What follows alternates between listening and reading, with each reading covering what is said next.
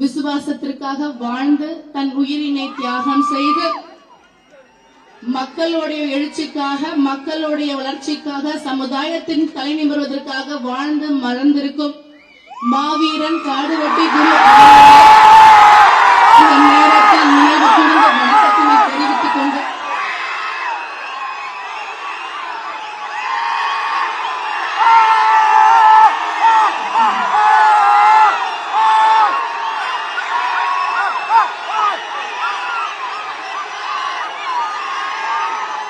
தமிழ் மாநில காங்கிரஸ் மறைந்த மூப்பனார் ஐயாவினை வணங்கி உங்களுடைய சேவைக்காக, உங்களுக்காக, உங்களுடைய வளர்ச்சிக்காக நம் சிதம்பரம் பாராளுமன்றத்தில் தாமரை சின்னத்தில் பா. கார்த்தியாயனி என்னும் நான் இதோ உங்கள் மேடையில் உங்களுடன் முன்னதாக என்னுடைய வாக்குறுதிகளாக இதோ உங்களிடத்தில் முதலாவதாக நான் மருத்துவர் ஐயா அவருக்கு, பெரியவருக்கு நான் நன்றி சொல்ல கடன்பட்டிருக்கிறேன்.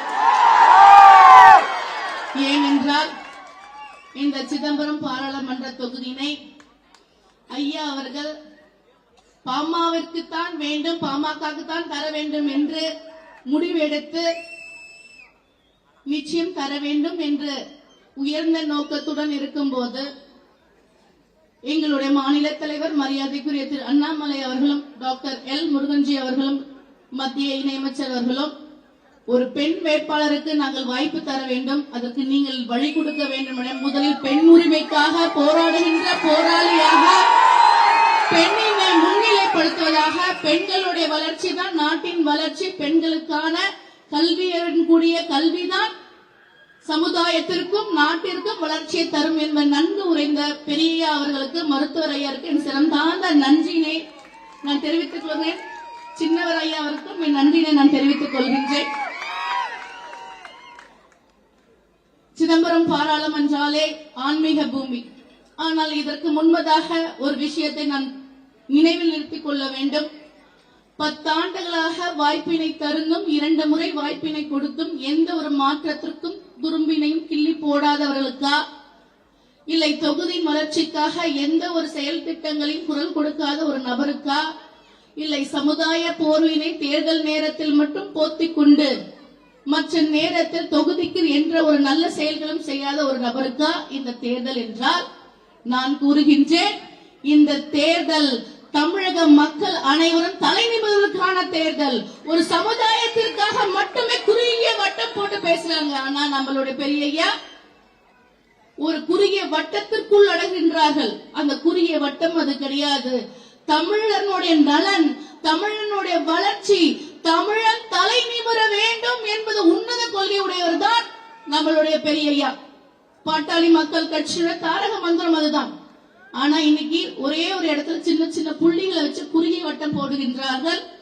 ஆனால் இந்த தேசிய ஜனநாயக கூட்டணி நிச்சயமாக நிச்சயமாக மிகப்பெரிய சௌகரி 2 திராவிட கட்சிகளுக்கும் கொடுக்கப்படும். இந்த தேர்தல் 2026 நம்மளுடைய படையினையும் நம்மளுடைய உறுதியையும் நம்மளுடைய வெற்றி விழாவுக்கான தளம் காணுகின்ற தேர்தலாக அமைந்து கொண்டிருக்கிறது. என்னுடைய வாக்குறுதியாக சிதம்பரத்தில் முதலாவதாக செய்ய வேண்டிய வேலை, ஆன்மீக பூமியான சிதம்பரத்தில் தில்லை நடராஜ பெருமாளுக்கு ஏற்படுகின்ற அந்த தொல்லைகளிலிருந்து முதல் விடியாக முதல் கையெழுத்து செய்கின்றேன். நிச்சயமாக தில்லை நடராஜர்களுக்கு எந்த ஒரு கட்டுப்பாடும் HRNC மூலமாக உள்ளே வராது என்பதை இந்த நேரத்தில் தெரிவித்துக் கொள்கிறேன். அதே மாதிரியாக இந்த இடத்தில் மருத்துவரையா சின்னவர் இருக்கும்போது சால சிறந்தது என்னுடைய வாக்குறுதியாக ஜிப்பருக்கு இணையாக மருத்துவ கல்லூரியும் மருத்துவமனையும் இந்த இடத்தில் நான் கொண்டு வந்து சேர்ப்பேன். மருத்துவம் என்றாலே சின்ன ஐயா, மருத்துவம் என்றாலே பெரிய ஐயா. ஏனென்றால் சேவைகள் எதுவாக இருந்தாலும் உயிர் காக்கின்ற சேவையை மகேசன் சேவையாக முதலாக பிரதிபலிக்கின்றது. அதே போலதான் இந்த பகுதியில சிதம்பரம் டு விழுப்புரத்துக்கு இரட்டை ரயில் தடம் அமைத்து சிதம்பரத்தில் ஜங்ஷன் கொண்டு வரப்படும். ஏனென்றால் வியாபார தலமாக இருந்தாலும் சரி, அதே மாதிரி நம்மளுடைய பகுதி முழுக்க முழுக்க ஆன்மீக பூமியாகவும் வியாபார பெருமக்கள் மற்றும் விவசாயம் சார்ந்த பகுதியாக உள்ளதால் இந்த இடத்தில் கட்டாயமாக மத்திய அரசுடன் பேசி பாரத பிரதமர் திரு நரேந்திர மோடி அவர்கள் உங்கள் மூலமாக தாமரை சின்னத்தில் வாய்ப்பளித்து எனக்கு வெற்றியை தரும் பட்சத்தில் உடனடியாக உங்களுக்கு இந்த சேவையை செய்ய காத்துக் கொண்டிருக்கிறேன். அதே மாதிரி மீனவர்களுக்காக எந்த ஒரு குரலும் கொடுப்பதில்லை. ஆனால் மேடைக்கு மேடை பேசுறது என்னன்னா, மீனவர்களுக்கு என்ன செய்தார் மோடி ஐயா, மீனவர்களுக்கு வெள்ள காலத்திலையும் எந்த ஒரு நிவாரணமும் கொடுக்கவில்லை என்று மேடைக்கு மேடை பேசிட்டு இருக்கிற திரு தமிழகத்தினுடைய முதலமைச்சர் அவர்களிடத்தில் வேட்பாளர் என்ற முறையில் நான் கேட்கின்றேன், நீங்க எத்தனை முறை நேரடியாக பாரத பிரதமர் தமிழகத்திற்கு வருகை தந்து எத்தனை முறை மேடையில உட்கார்ந்தீங்க? நேரடியாக ஒரு முறையாவது இந்த தமிழக மக்களுக்காக வெள்ள நிவாரணத்தை கேட்டிருப்பீங்களா? கடிதம் எழுதுகின்றேன் கொடுக்கவில்லை என்று தான் சொல்லிட்டு இருக்கீங்க. ஆனால் நிஜமாவே தமிழகம் மீது அக்கறை இல்லாத ஒரு ஆட்சி நடைபெற்றுக் கொண்டிருந்தது. இதை பார்க்கலும் காட்டில நம்மளுடைய செயல்பாடு திட்டங்களாக அண்ணாமலை பல்கலைக்கழகம், நம்மளுடைய சிதம்பரத்தினுடைய சிதம்பரம் என்றால் தில்லை, கல்வி புரட்சியாக கல்வி என்று மருத்துவ கல்வி என்றால் அது சிதம்பரம் பல்கலைக்கழகம் நிச்சயமாக முன்பு இருந்தார் போல் புது பொலிவுடன் கண்டிப்பாக அதை மறுசீரமைப்பு செய்து இந்த சிதம்பரத்தில் கல்வி புரட்சியை கொண்டு வருவதற்காக என்னோட பணிகள் எல்லாம் அமையும். அதே போலதான் நம்மளுடைய பூவனகிர பகுதியில் அதிகமாக மல்லிகைப்பூ விளைச்சல் இருக்கின்ற பகுதியாக இருப்பதனால் நிச்சயமாக நேரடியாக பாரத பிரதமர் ஐயா இடத்தில் பேசி நான் உடனடியாக சென்ட் சாலையை கொண்டு வருவேன். வேலை வாய்ப்பினை அனைவருக்கும் உருவாக்கி கொடுப்பேன். தமிழகத்திலே மிகப்பெரிய ஏரியான வீராணம் ஏரி நம் பகுதியில் தான் உள்ளது. அதனை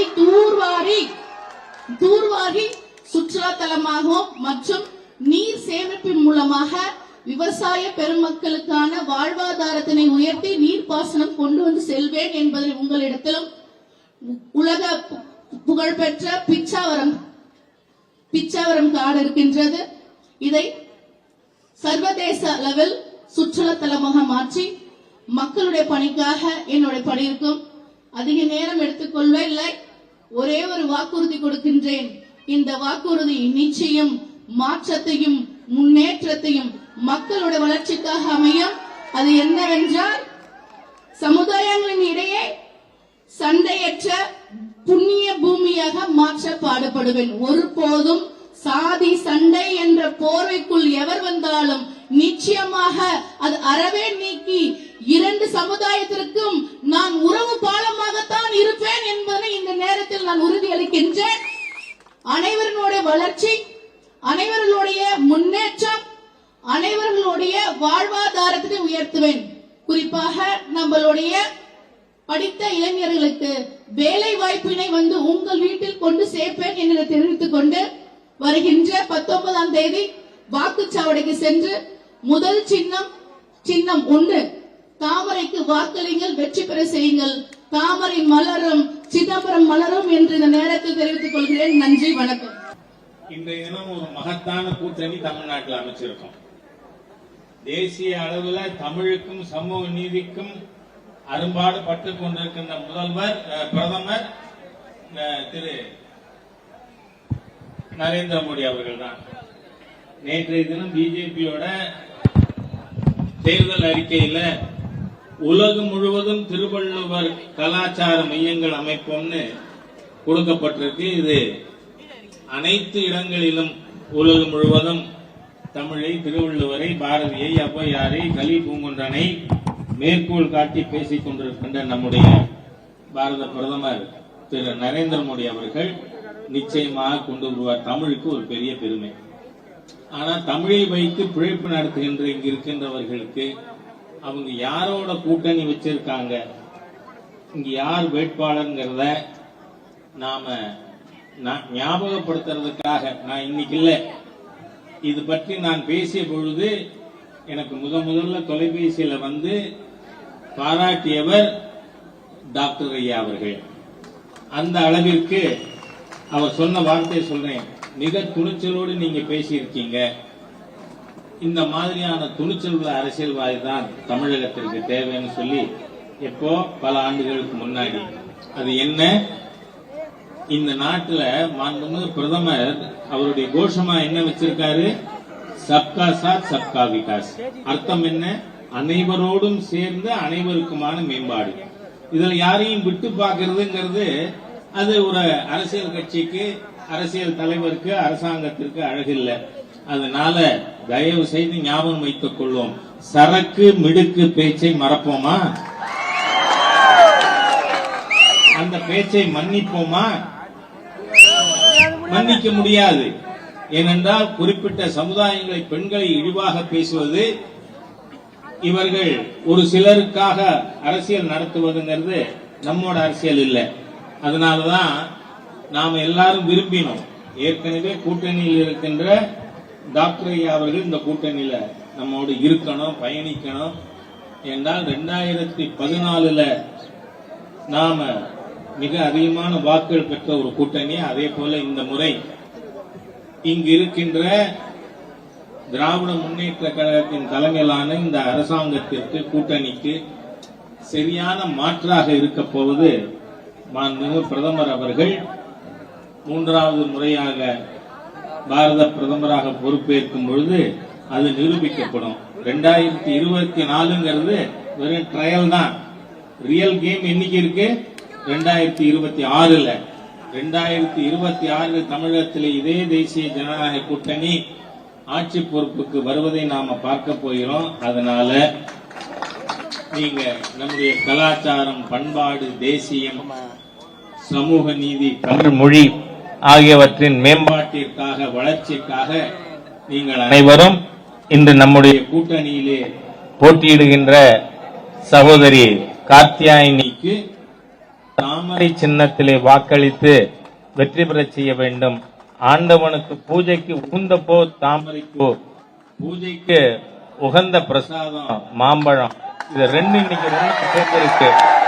ஆகவே நீங்கள் அனைவரும் தாமரைக்கு வாக்களித்து கார்த்தியாயினி அவர்களை வெற்றி பெற செய்ய வேண்டும் என்று கேட்டுக்கொள்கிறேன்.